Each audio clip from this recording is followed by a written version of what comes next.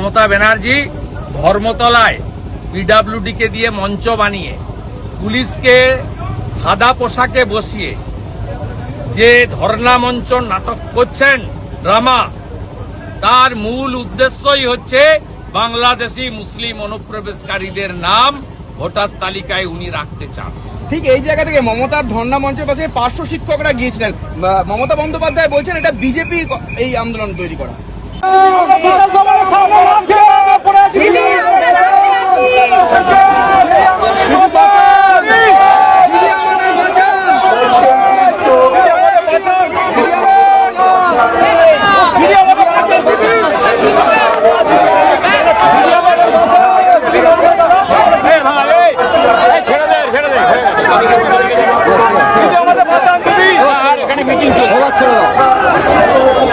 এবার ছেড়ে দাও, এবার ছেড়ে দাও। আমরা কোনো বিরোধী মমতা ব্যানার্জি জিন্দাবাদ, দিদি আমাদের বাঁচান, দিদি আমাদের বাঁচান, বাঁচান দিদি।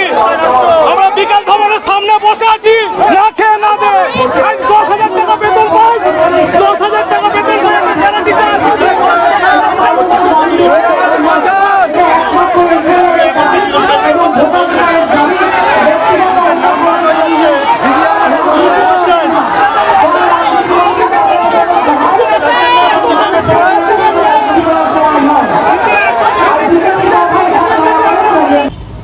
উনি পার্শ্ব শিক্ষকদেরকে কতবার প্রতিশ্রুতি দিয়েছেন। 2011-র আগে ওদের ধর্নায় গেছেন। 2019 সালে তিনি ওনাদের কাছে গিয়ে মাইকে অন ক্যামেরা বলেছেন যে তোমাদের হকের অর্থ আমি দেব, স্থায়ীকরণ করব। স্থায়ীকরণ তো দূরের কথা, ভারত সরকার সমগ্র শিক্ষা মিশনে যে অর্থ পাঠায় সেই অর্থ থেকে অর্ধেকের বেশি টাকা চুরি করে চোর মমতার সরকার। তাই পার্শ্ব শিক্ষকদের এই আন্দোলন সম্পূর্ণ অরাজনৈতিক আন্দোলন হলেও মমতা বন্দ্যোপাধ্যায় তাদের সঙ্গে বিশ্বাসঘাতকতা দ্বিচারিতা করেছে, যা বিজেপি করবে না। প্রত্যেকটা বিজেপি শাসিত রাজ্যে আপনারা হাই স্কুলের পার্শ্ব শিক্ষকরা 40,000 টাকা ন্যূনতম বেতন পায়, আর প্রাথমিকের পার্শ্ব শিক্ষকরা 25,000 টাকা বেতন পায়। ওয়েবসাইট খুলে গুজরাট, মহারাষ্ট্র, ইউপি, মধ্যপ্রদেশটা একবার দেখে নেবেন, তারপরে মমতা ব্যানার্জিকে এই চিটিংবাজিটা করতে না বলবেন। মমতা বন্দ্যোপাধ্যায় বলছেন জ্ঞানেশ কুমারের আঙুল কেটে দেব, জ্ঞানেশ কুমারের আঙুল কেটে দেব। গুন্ডাদের কথাবার্তা, একে লিঙ্গ পরিবর্তন করলে বলে গুন্ডি। আর তাই শকত মোল্লা শাহজাহান যদি গুন্ডা হয়, মমতা হলো গুন্ডি। লাস্ট প্রশ্ন জানতে চাইবো, মঞ্চ থেকে বলছেন হ্যাঁ, তাই তো গ্রেটার বাংলাদেশ করতে, গ্রেটার বাংলাদেশ করতে দিয়ে মমতা ব্যানার্জিকে প্রধানমন্ত্রী করতে। ভারতের প্রধানমন্ত্রী তো কোনোদিন হতে পারবে না। যদি গ্রেটার বাংলাদেশ করে হিজাব লাগিয়ে কানটা বের করে খালা মমতাকে প্রধানমন্ত্রী করা যায়, তাহলে কল্যাণ ব্যানার্জির অনেক দিনের ইচ্ছা, রাজ্যে তো ঢুকতে পারছে না, আইনমন্ত্রী যদি হতে পারে। এর অনেক কীর্তি। এই বিয়াদব মদ খায়, মদ খেয়ে অনেক কথা বলে, আজকেও আমার নাম ধরে অনেক গালাগালি করেছে। ওই যে কাঁদির ছেলেটা, ভারতবর্ষে অনেক লজ্জার মুখ দেখেছি আমি পঙ্কজ ব্যানার্জি বিরোধী দলনেতা, আমি তার সঙ্গে কাজ করেছি। আমি যখন এমএলএ ছিলাম, কি অসাধারণ জ্ঞান, কি সুন্দরভাবে কাজ করত। আমরা দেখেছি আমাদের সুদীপ দাও পার্লামেন্টে এতদিন দীর্ঘকালের আমাদের নেতা, আমাদের অভিষেক আমরা আমাদের নেতা, আমাদের সংসদীয় দলে কি মার্জিত, কি সুন্দর, কখনো একটা বাজে কথা বলে না। আরে দিনের পর দিন বাজে কথা বলছে। মুখ্যমন্ত্রী, তিনি তোমার নেত্রী ছিল, তার আশীর্বাদের হাতটা মাথায় ছিল বলে তুমি শুভেন্দু অধিকারী হয়েছো। তার আশীর্বাদের মাথায় হাত ছিল বলে শুভেন্দু অধিকারী হয়েছো। এরা হচ্ছে বিশ্বাসঘাতকের দল, বেঈমান মির্জাফর।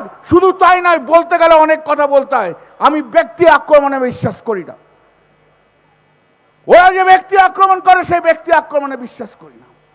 আর যার হাত দিয়ে তুমি তৈরি হয়েছ, কি রাগ, খুব ছোট্ট রাগ, আমি তো ভাবতেই পারি না পলিটিক্সে তো এটাই হতে পারে।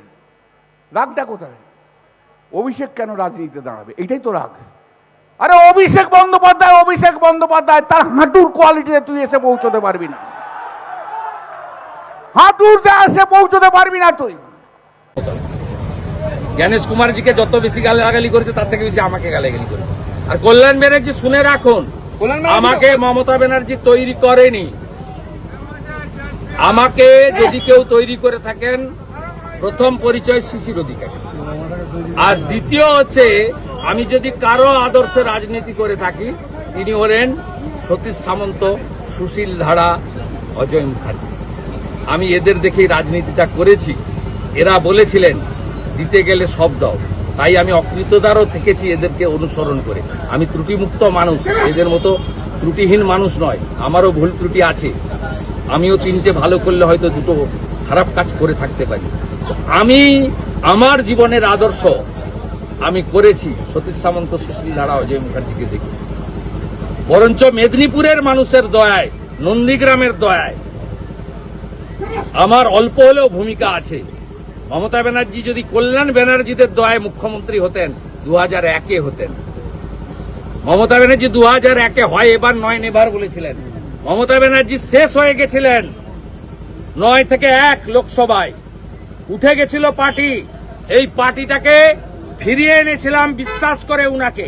অটলজিও বিশ্বাস করেছিলেন, আমি তো ছোট লোক, ক্ষুদ্র মানুষ। অটলজি অনেক বড় মাপের মানুষ, তিনিও বিশ্বাস করেছিলেন। যদি নন্দীগ্রাম না হতো, মেদিনীপুর না থাকতো, আর এই গদ্দার মির্জাফর যাকে বলেন, সবচেয়ে বড় গদ্দার মির্জাফর মমতা ব্যানার্জি। কংগ্রেসের সঙ্গে গদ্দারি করেছেন, কংগ্রেস আপনাকে চিনিয়েছে, অটল বিহারী বাজপেয়ী আপনাকে আশ্রয় দিয়েছে, আপনি বিজেপির সঙ্গে গদ্দারি করেছেন। গোটা ভারতের লোক জানে মির্জাফর গদ্দার যদি কেউ হয় তার নাম মমতা বন্দ্যোপাধ্যায়। আর আমি শুভেন্দু অধিকারী না থাকলে দিদি থেকে দিদিমা হতেন, কোনোদিন মুখ্যমন্ত্রী হতে পারতেন।